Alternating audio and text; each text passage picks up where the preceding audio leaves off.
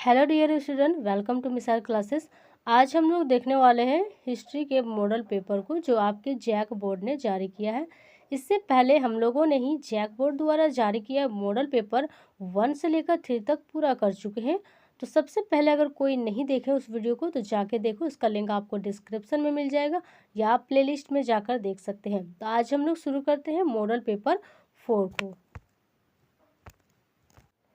हम लोग यहाँ पर देखने वाले हैं पत्र सेट 4 को, यानी मॉडल पेपर सेट को। आपके एग्जाम में टर्म 1 से जो एग्ज़ाम है आपका टर्म 1, उसमें आपसे 40 MCQ यानी ऑब्जेक्टिव टाइप के प्रश्न पूछे जाएंगे और यहाँ पर हम लोग उन्हीं प्रश्नों को बारीकी से देखने वाले हैं। बिल्कुल इसी प्रकार के प्रश्न आपको 9 अप्रैल को जो होने वाले एग्ज़ाम है हिस्ट्री का, उसमें पूछे जाएंगे। तो हम लोग शुरू करते हैं फर्स्ट क्वेश्चन से। और यहाँ पर भी आपको 40 प्रश्न मिलेंगे और हर एक प्रश्न 1 अंक का होगा। और इस वीडियो के अंत में हम लोग देखने वाले हैं इम्पोर्टेंट पॉइंट के बारे में, आपके एग्जाम की दृष्टि से किस प्रकार से प्रश्न पूछे जा रहे हैं। तो हम लोग शुरू करते हैं फर्स्ट क्वेश्चन से। फर्स्ट क्वेश्चन है हमारा, हड़प्पा वासी किस वस्तु के उत्पादन में सर्वप्रथम थे। हड़प्पा वासी जो है वो किस वस्तु के लिए सबसे ज़्यादा प्रसिद्ध थे। राइट आंसर हो जाएगा हमारा ऑप्शन नंबर बी, कांसे के औजार। कांसे के औजार उत्पादन में सर्वप्रथम थे। अगला प्रश्न है, कार्बन डेटिंग के आधार पर विकसित हड़प्पा काल कब से कब तक माना जाता है। राइट आंसर हो जाएगा ऑप्शन नंबर डी, इनमें से कोई नहीं। अगला प्रश्न है, सिंधु सभ्यता में गुजरात में बंदरगाह कौन सा था। तो गुजरात में बंदरगाह कौन सा था। राइट आंसर हो जाएगा हमारा ऑप्शन नंबर ए, लोथल। अगर आपने पिछले वीडियो में जो देखे होंगे तो उसमें आपको ये बताया गया है कि जो इम्पोर्टेंट पॉइंट में आपसे एक चार्ट के हिसाब से पूरे तरह से हर एक स्थान के बारे में बताया जा रहा है। बिल्कुल उसी को आप अच्छे से कॉपी में नोट करते और पढ़ते जाइए, उसी प्रकार से प्रश्न आपके एग्जाम में मिलेंगे। अगला है प्रश्न है, मोहनजोदड़ो कहाँ स्थित है। तो मोहनजोदड़ो कहाँ स्थित है ये भी हमने करा चुके हैं इम्पोर्टेंट पॉइंट पर, और इस वीडियो के माध्यम से हम लोग देखने वाले हैं, अंत में देखने वाले हैं इम्पोर्टेंट पॉइंट को। तो आप वीडियो को स्किप ना करें और बिल्कुल ही पूरे ध्यान से पढ़ें। अगला प्रश्न है, मोहनजोदड़ो कहाँ स्थित है।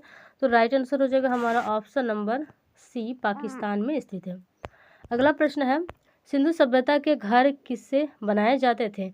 राइट आंसर हो जाएगा हमारा ऑप्शन नंबर ए, ईंट से बनाए जाते थे सिंधु सभ्यता के घर। अगला प्रश्न है, सुमेर से प्राप्त अभिलेख के अनुसार नाविकों का देश किसे कहा गया है। राइट आंसर है option number A, Dilmun. Option number A, Dilmun कहा गया है। अगला प्रश्न है, हड़प्पा सभ्यता की सबसे विशिष्ट पूरा वस्तु क्या है।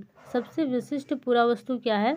राइट आंसर हो जाएगा ऑप्शन नंबर डी, मुहर। जो विशिष्ट पूरा वस्तु है वो मुहर है।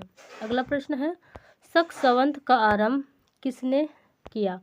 शक संवत का आरंभ किसने किया। राइट आंसर हो जाएगा हमारा 8 का ऑप्शन नंबर ए, कनिष्क ने किया। शक संवत का आरंभ किसने किया। तो कनिष्क ने किया। अगला प्रश्न है, निम्नलिखित में से भूमि अनुदान की प्रथा किसने आरंभ किया था। तो राइट आंसर हो जाएगा हमारा ऑप्शन नंबर बी, सातवाहन ने किया था भूमि अनुदान की प्रथा। अगला प्रश्न है, अरबों ने सिंध पर कब्जा कब विजय प्राप्त किया था। जो अरब थे उन्होंने सिंध पर कब विजय प्राप्त किया था। राइट आंसर हो जाएगा हमारा ऑप्शन नंबर ए, 712 ईस्वी में विजय प्राप्त किया था। अगला प्रश्न है, हेनसोंग किसके दरबार में भारत आया था। तो जो हेनसोंग है वो किसके दरबार में भारत आया था। राइट आंसर है ऑप्शन नंबर सी, हर्षवर्धन के शासनकाल में हेनसोंग भारत आया था। अगला प्रश्न है, चंद्रगुप्त मौर्य की पुत्री प्रभावती का विवाह किस वंश के राजा के साथ हुआ। राइट आंसर हो जाएगा ऑप्शन नंबर डी, वाकाटक राजा के साथ हुआ। अगला प्रश्न है, प्राचीन काल में सुदर्शन झील किस राज्य में स्थित था। जो प्राचीन काल में सुदर्शन झील है वो किस राज्य में स्थित था। तो राइट आंसर हो जाएगा हमारा ऑप्शन नंबर ए, गुजरात राज्य में स्थित था सुदर्शन झील। अगला प्रश्न है, अगला प्रश्न है महिसमिति किस महाजनपद की राजधानी थी? राइट आंसर हो जाएगा हमारा ऑप्शन नंबर डी, चेंदी की राजधानी थी। अगला प्रश्न है धम्म का सिद्धांत किस शासक के द्वारा किया गया? राइट आंसर हो जाएगा ऑप्शन नंबर बी, अशोक। धम्म का सिद्धांत अशोक के शासक ने शुरुआत किया। अगला प्रश्न है 5वीं शताब्दी में निर्मित देवगढ़ का मंदिर किसकी मूर्ति थी? राइट आंसर हो जाएगा ऑप्शन नंबर बी, विष्णु की मूर्ति थी। अगला प्रश्न है थेरवाद किस धर्म से संबंधित है? तो राइट आंसर हो जाएगा ऑप्शन नंबर बी, बौद्ध धर्म से संबंधित है। अगला प्रश्न है भिस्ला टेप्स के लेखक कौन थे? जो भिस्ला टेप्स है उसके लेखक कौन थे? राइट आंसर है हमारा option number A, Alexander Cunningham.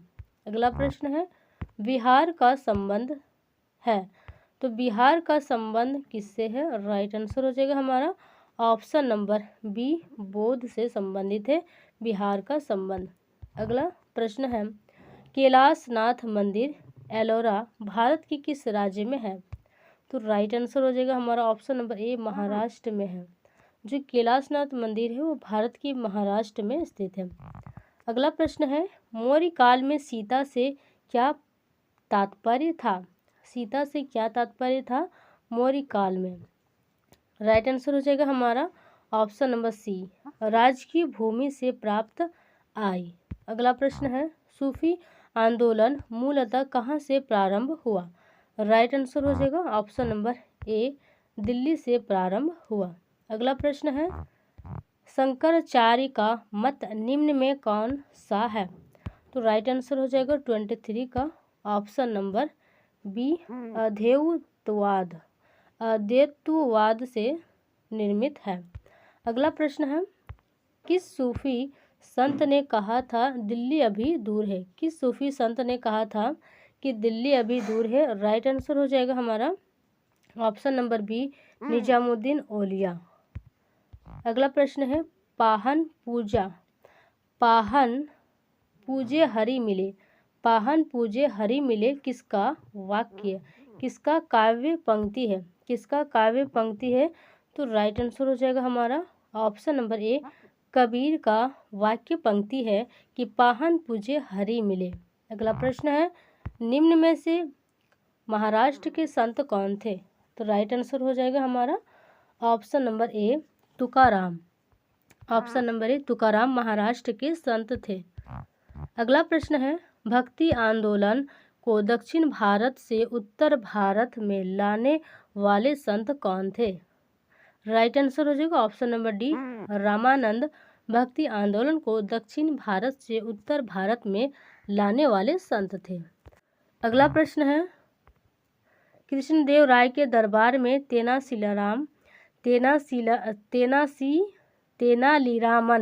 Tenali Raman किस पद पर थे? राइट आंसर हो जाएगा 28 का ऑप्शन नंबर बी, एक कवि। अगला प्रश्न है हमारा अमरम का क्या अर्थ है? राइट आंसर हो जाएगा ऑप्शन नंबर डी, जागीर। अगला प्रश्न है इनमें से किसे आंध्र भोज कहा जाता है? तो किसे आंध्र भोज कहा जाता है? राइट आंसर हो जाएगा ऑप्शन नंबर डी, कृष्णदेव राय। अगला प्रश्न है विजयनगर किस नदी के तट पर स्थित है? राइट आंसर हो जाएगा ऑप्शन नंबर ए, तुंगभद्रा नदी पर विजयनगर स्थित है। अगला प्रश्न है विजयनगर के महान साम्राज्य के अवशेष कहाँ पाए जाते हैं? राइट आंसर है ऑप्शन नंबर सी, हम्पी में विजयनगर के महान साम्राज्य के अवशेष पाए जाते हैं। अगला प्रश्न है विजयनगर राज्य का प्रथम राजवंश कौन था? कौन था विजयनगर राज्य का प्रथम राजवंश? राइट आंसर है ऑप्शन नंबर सी, संगम वंश। अगला प्रश्न है तंबाकू का सेवन सर्वप्रथम किस मुगल सम्राट ने किया? तो राइट आंसर हो जाएगा तंबाकू का सेवन सर्वप्रथम किस मुगल सम्राट ने किया? तो राइट आंसर हो जाएगा ऑप्शन नंबर सी, अकबर ने किया। अगला प्रश्न है सैनिकों द्वारा लूटा गया संपत्ति का 1/5 भाग राज्य को जो प्राप्त होता है उसे किस नाम से जाना जाता है? राइट आंसर हो जाएगा ऑप्शन नंबर बी, ज़कात के नाम से जाना जाता है। अगला प्रश्न है, विभिन्न विद्याओं के विशेषज्ञ नवरत्न किसके दरबार में थे? राइट आंसर हो जाएगा ऑप्शन नंबर बी, अकबर के दरबार में विशेष नवरत्न थे। अगला प्रश्न है, दीन इलाही संबंधित है? राइट आंसर है ऑप्शन नंबर सी, अकबर। दीन इलाही संबंधित है अकबर से। हमने भी देखा कि अकबर से रिलेटेड कौन कौन से सुधार किए गए उनके बारे में इसी प्रकार के हम लोग देखने वाले हैं वीडियो के अंत में। अगला प्रश्न है, मुगल चित्रकला किसके समय चरमोत्कर्ष पर था? मुगल चित्रकला, राइट आंसर हो जाएगा हमारा option number A, Humayun. Option number A, Humayun. Humayun के समय चरमोत्कर्ष पर था मुगल चित्रकला। अगला प्रश्न है, फतेहपुर सीकरी को राजधानी किसने बनवाया? तो फतेहपुर सीकरी को राजधानी किसने बनाया? अगर आपने पिछले वीडियो को अच्छे से देखा होगा कि लास्ट में मैंने आपको बहुत अच्छे से टॉपिक के बारे में अकबर से रिलेटेड बताया, उसमें बताया गया था कि फतेहपुर सीकरी को राजधानी किसने बनाया था? तो अकबर ने। राइट आंसर हो जाएगा हमारा ऑप्शन नंबर ए, अकबर ने बनाया। यानी आप बिल्कुल हल्के में ना लें, जितना भी मैं बता रही हूँ पॉइंट, उन पॉइंट को आप नोट कर ले कॉपी पर और बार बार याद कर ले, क्योंकि उसी से प्रश्न आपको पूछे जा रहे हैं, चूँकि आप देख सकते हैं। अगला प्रश्न है, शेख मोइनुद्दीन चिश्ती की दरगाह कहाँ पर स्थित है? राइट आंसर हो जाएगा हमारा ऑप्शन नंबर डी, अजमेर में स्थित है। अब हम लोग चलते हैं इम्पोर्टेंट पॉइंट की ओर। यहाँ पर हम लोग देखने वाले हैं कि भारत आने वाले प्रमुख विदेशी यात्री कौन थे, किसके शासनकाल में भारत आए थे, क्योंकि इससे प्रश्न आपके पूछे गए हैं और पूछे जाएंगे। तो सबसे पहले देखते हैं कि मेगास्थनीज, जो मेगास्थनीज है वो यूनान के रहने वाले हैं और भारत आए थे 305 ईस्वी में। अवधि इतना इम्पोर्टेंट नहीं है, लेकिन शासनकाल किसके शासनकाल में आए थे ये इम्पोर्टेंट है। तो मेगास्थनीज चंद्रगुप्त मौर्य के शासनकाल में आए थे। नेक्स्ट हम लोग देखते हैं डाइमैक्स, जो कि सीरिया का रहने वाला है, ये किसके शासनकाल में आया था? तो ये बिंदुसार के शासनकाल में आए थे डाइमैक्स। अगला देखते हैं हम लोग, अगला है फाहियान।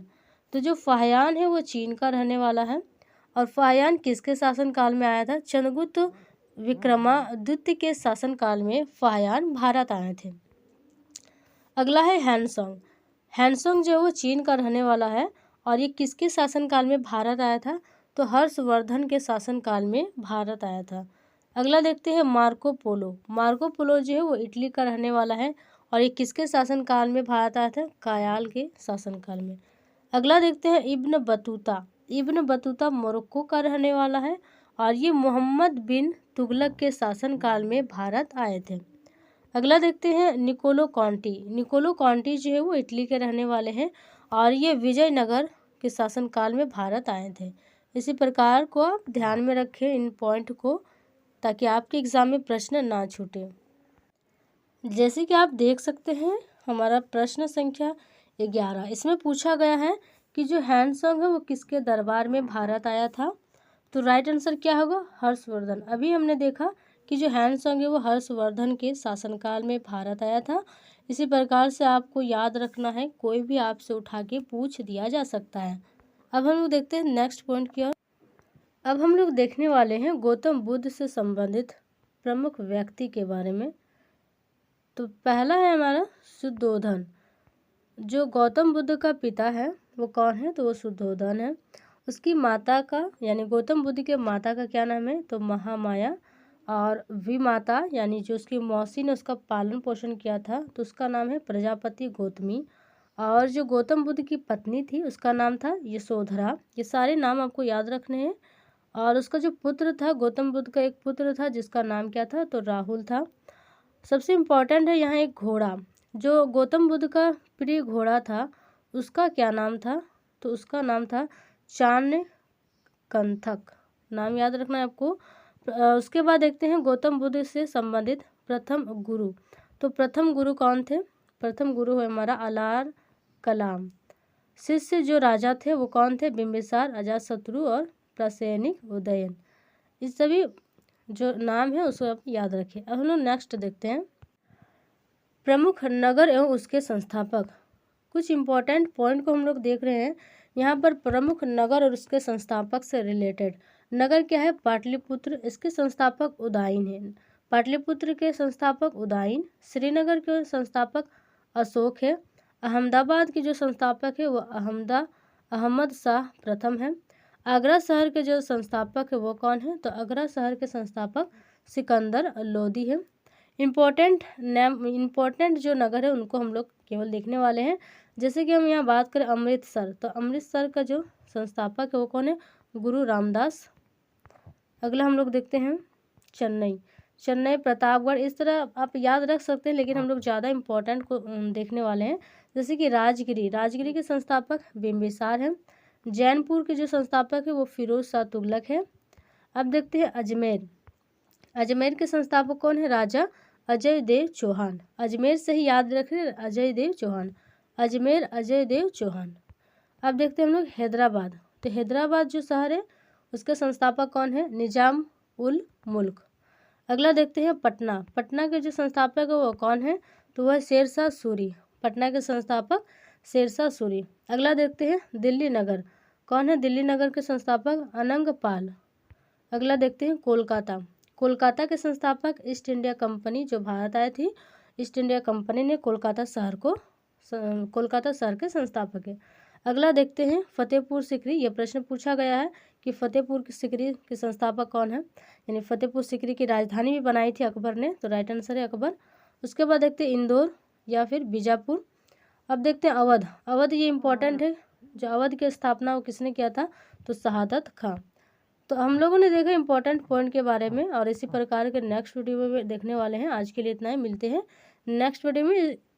डियर स्टूडेंट, अगर ये वीडियो आपको पसंद आया तो ज़्यादा से ज़्यादा लाइक करें और अपने दोस्तों के साथ शेयर करें। मिलते हैं हम लोग नेक्स्ट वीडियो में।